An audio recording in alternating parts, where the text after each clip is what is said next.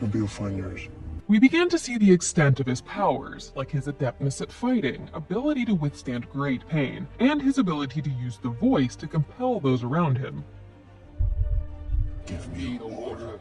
But even in that first installment, we began to see a possibility of darkness taking hold of Paul. He sees visions of the future, but only takes the violent, terrifying visions that also show him as being all-powerful as the true future that he must follow.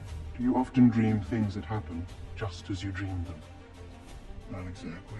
Paul of Part 1 was more passive. He acts as if he can't change the future, when in reality he is deliberately moving towards this future where he is the one in complete control. When his father is murdered, he becomes consumed with a desire for revenge above all else. He begins to accept that that violent vision of the future he sees is in fact his way to enact that revenge. Fermin speak of the Lasano Gai. Careful.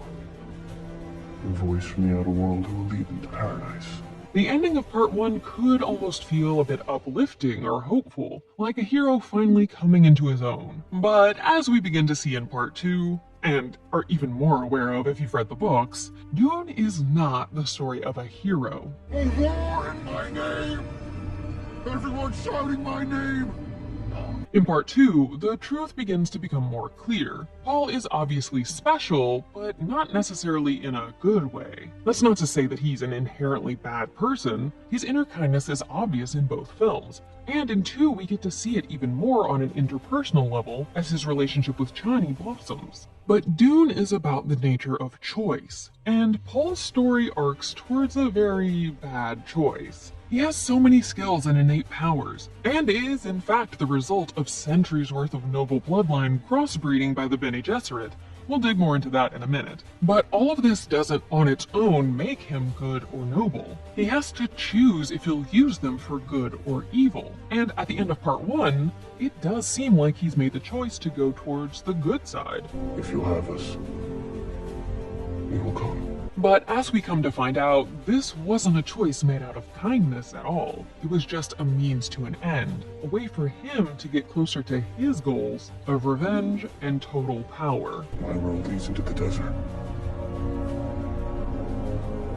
I can see it. We see his growing power in Part 2, like his ability to command the giant sandworm and surviving the water of life and gaining the ability to see the past and future. And he does attempt to push back against this destiny others, especially his mother, are attempting to foist onto him, even saying that he's no messiah. But actions speak louder than words, and we can see through what he does and the choices he makes that he is very intent on making sure this vision he has of the future where he's in control comes to pass, even if it means billions of lives will be lost along the way. At the end of Part 2, his win in the duel against Feyd-Rautha isn't the end, but instead the beginning of something much worse. The Great Houses make it clear that they do not accept him ascending to become the leader of the known universe, and so he orders the Freemen to attack, finally igniting that prophesized holy war of his visions. He also makes it clear that he cares about revenge above all else when he murders the Baron. Villeneuve said, "This hunger for revenge that resides in Paul resurfaces and gives him the strength for this final attack, knowing it will open the door to chaos and ultimate catastrophe. There will be a holy war fought in his name. It's a match into a gasoline tank, a very high price to pay for this revenge." While deciding whether or not you'll give into your visions of the future they meet near the end, he knew he needed to get close to her. In Part 2, we see that she isn't on board with the whole idea that he's a prophet, but they grow closer and she eventually comes to respect him. And it's through Paul's choice in his treatment of Chani that we can really see that she was right not to trust him. While he tells her he loves her, he chooses to agree to marry Princess Aurelium when she offers herself to him if he'll spare her father's life. Paul is more interested in becoming part of a galactic power couple and ruling the universe than he is with being with Chani, because his priority has always been himself and his own arc towards power. Paul's story across the books, and as we begin to see in these two films, flips the chosen one trope we're used to seeing in a main character. Your grandfather said, "A great man doesn't seek to lead. He's called to it, and he answers." Most Chosen One characters use their great powers in a quest to help those around them and save the world, but Paul goes in the other direction. As his power grows, he only becomes more and more concerned with himself and attaining even more power. His story is loosely inspired by the Greek myth of Atreus. Atreides is actually the patronymic form of his name. In the Greek myth, he and his twin brother were exiled for killing their half-brother in their quest for the throne. They continued to battle for power, eventually leading to Atreus cooking his brother's sons and feeding them to him in an attempt to get him exiled. Atreus ends up getting murdered by his adopted son, who has a dark story of his own, and his two biological sons went on to cause the Trojan War.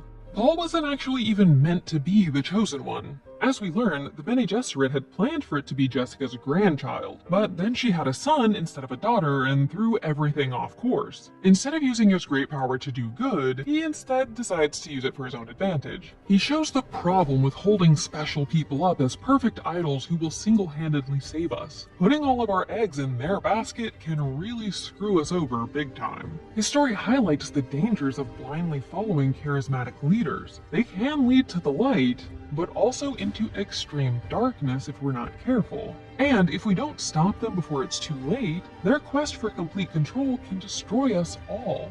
You were the Chosen One!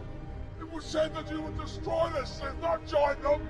Bring balance to the Force! Not leave it in darkness! Being split into parts allows the films to slowly show his descent into darkness, giving up more and more of his humanity in his quest for power each time. This is effective in helping us see the how and why of his turn. Like in the books, we have more time to come to understand his choices, instead of having to feel like we're speedrunning his entire arc in one film. This helps his change feel less out of the blue or forced, like we've seen with some other turns towards evil on screen.